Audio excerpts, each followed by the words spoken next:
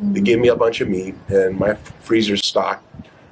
Let's go, boys. It's the Meatlock. You see the text. Tito opened it up, and the power bar is going to bring the house down. I'm convinced, Meat, that this is the power bar's opportunity to really showcase to his Canadian fan base, all of the homers in attendance, why he was such a hyped up prospect coming into the UFC. I mean, this guy, when he first joined the promotion around 2019, was being discussed as perhaps a new GSP, a new face of Canadian MMA, and it came to a screeching halt very quick because the power bar had a super rough start when it came to his UFC tenure. But he's a guy who just has been on a slow sizzle, getting better every single year. And the dude who just finished the Cuban Missile Crisis a couple weeks ago was the best version of the power bar that we have seen. And this guy also has wins over Dolce Not Champion. He took out your boy Jordan, the Beverly Hills Ninja, right? And that was obviously light work, but we just think that Eryk Anders, your boy,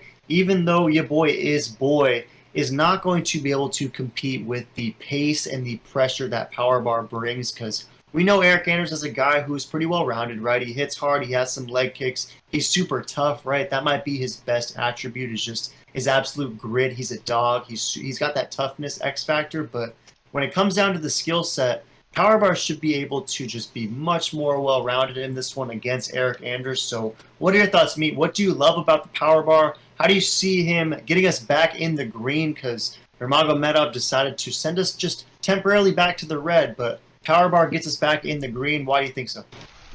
Yeah, I think power bar is an absolute lock, and I think Anders, I think he's a solid fighter. Seems like a good dude, but I don't know. I think his time is up. He's 36. He just seems so 1 foot in, 1 foot out type.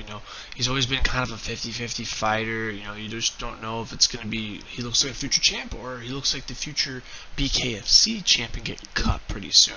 And I think that's where he's going. After Body Bags ragdolled him in the grappling match, yeah, boy, it just didn't seem like he's been the same. The confidence in there. He's getting ragdolled by 20-year-olds that look like they're half his size. I think power bar is an animal, and I think he's going to absolutely decimate him in his home country and put on a great show. Yeah, I'm buying that all the way. I think he capitalizes. I think he feeds off the energy similar to maybe how Mike Malott will do it later on in the evening. But I just really like Powerbar to make some noise and make a name for himself, because you got to imagine he wanted to live up to the hype that was bestowed upon him, but he didn't. So perhaps if there have been some people who have abandoned the ship, maybe this is his opportunity to get them to hop back on, and we're riding it that way for sure. It's a Meatlock. We're throwing down 405. It's going to net 300. Should get us that 75th Meatlock, and it would be good meat. Just a few days ago was our 3-year meat anniversary, and we kicked things off with a Sugar Sean O'Malley easy work Meatlock over Eddie Wineland. So the first Meatlock of the 3rd year of Meat Boy MMA. I think Powerbar is the one to get it done, and I think he's going to pick up a finish in this one, Meat. I really do. I mean, I know Anders is super tough, but I think Barriault makes a name, makes a statement, and gets a 2nd-round KO/TKO. And if this thing happens on the ground too, Meat, I could see him submitting him, because Powerbar is a guy who, as mentioned, will pressure you, will take you down, can hold you down, and Anders is a guy who sometimes can get pinned to the mat. So Barriault by finish is what I'm rolling with. Do you think he gets the finish for sure?